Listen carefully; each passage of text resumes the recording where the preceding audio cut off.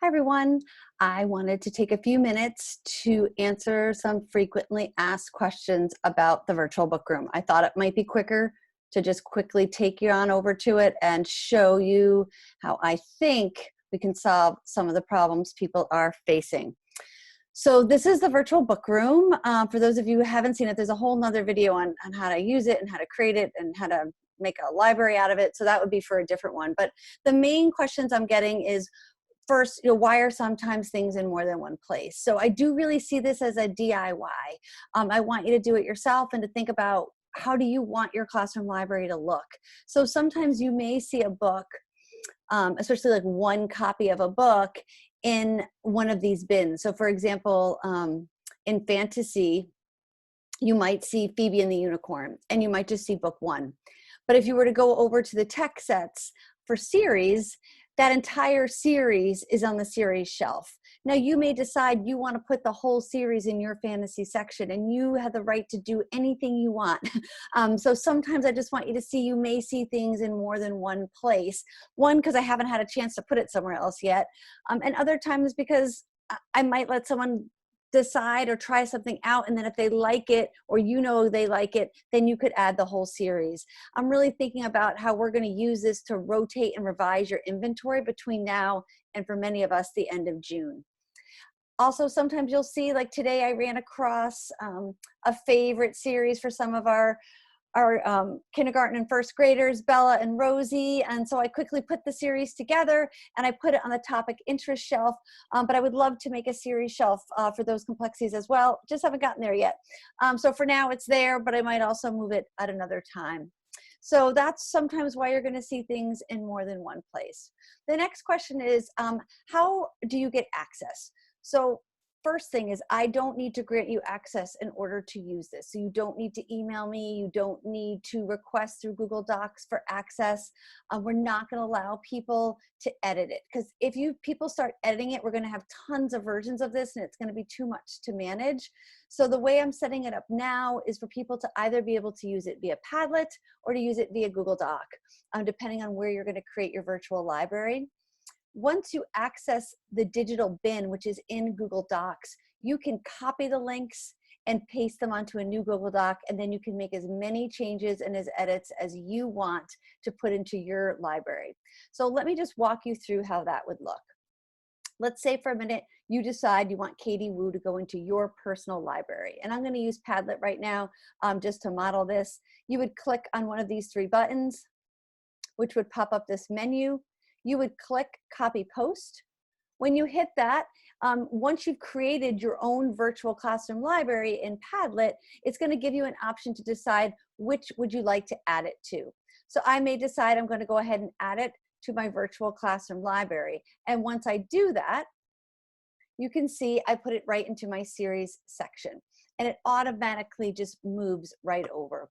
So the way I did that is over here, if I were to click virtual library, it's then going to ask me which column I want to put it in. And I decided to put it in the series column. So when I clicked that series button, it popped right over. Now, if I did that and I decided, you know what, there's too many Katie Woo books in here, I only want half of those and I want to add them over time, and so you wanted to delete some of them, once you clicked on Katie Woo here, it's going to bring you to this digital bin. You, again, can copy by highlighting and copying, paste, open and create your own Google Doc, paste those on, save it, and then you can make any changes that you want to it.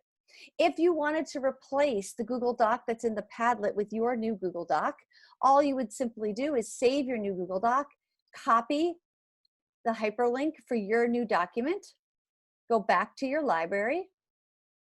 You would click edit, highlight the title. You would unlink the hyperlink that's currently in there by hitting unlink, and then paste your new hyperlink for your Google Doc and hit link, and then it would be updated. So you can update it as simple and as easy as that. Some folks are deciding to make a grade level virtual classroom library. So like an entire third grade or entire fourth grade. And this really allows for some collaboration and kind of sharing the load. So if you choose to do that, you could certainly be able to do that and make adjustments. So you may decide, rather than having lots of different bins, you may have series of fantasy underneath there. So you may be taking fantasy series off of my fantasy Bookroom shelves and putting it into your fantasy shelf in your library. Same with mystery. Rather than having it under a genre section, you may just have its own section and you could put lots of series underneath that. One thing I want you to see, so for example, if I click on this bibliography link, it will take me to the digital bin. And one thing, right, I want you to see is that sometimes things are from Storyline Online. Sometimes something might be from Epic. If you click on something and you're not having access, again, you don't need to ask me for access. You might need to sign up for that particular website or for that publisher. Everything I'm linking is free and has fair use, but you do need to sign up. And my understanding is that you need to make sure your kids are signed up for them to have access. Sometimes it's more or less complicated depending on, so you're going to have to play with it a bit. I know in Epic, you have to create your class, and if you're logged on, then your kids should be able to have access. Sometimes if you're not logged on, you will get a prompt to log in. Once you log in, I'm hearing from people that typically you are able to access the material, but you may need to sign up. So that's one question I wanted to make sure people knew. The other thing I want people to see is that this is the fantasy basket and the bin. Sometimes I'm linking, right, single series, the names of one book. And sometimes there are folks like Gwen here, she created a collection on Epic. And so some teachers are sending me an entire collection. So if you link on that, there's going to be lots of books for kids to choose from. Some people want to really use Epic because that's what works for them. They're able to assign kids, they're able to create groups and book clubs. So I'm doing it both ways. Again, if you don't want it that way, then, right, so this is Gwen's. You could see where she's putting lots of titles in here. So you could decide how you want to go about doing that. If you're not on Epic, then you again simply can adjust this by copying and pasting all the titles, by copying them, create a new Google Doc, paste them, and then edit it as you see fit. Once you save that, you would go back to your bin. You would go back, right, to highlight this, unlink it, and link it with the new one. So those are most of the questions, I'm looking quickly, that I think I needed to answer for folks.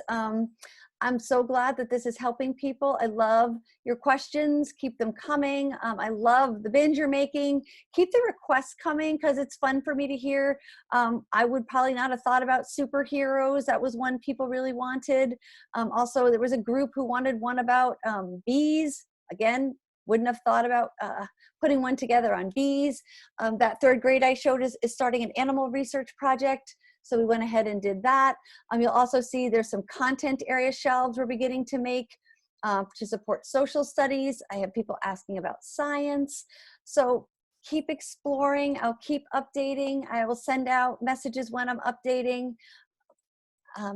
Keep reading with your kids. And I hope this is helping make things a little bit easier and giving you more time to think about how you're going to connect with your kids. Take care, everyone.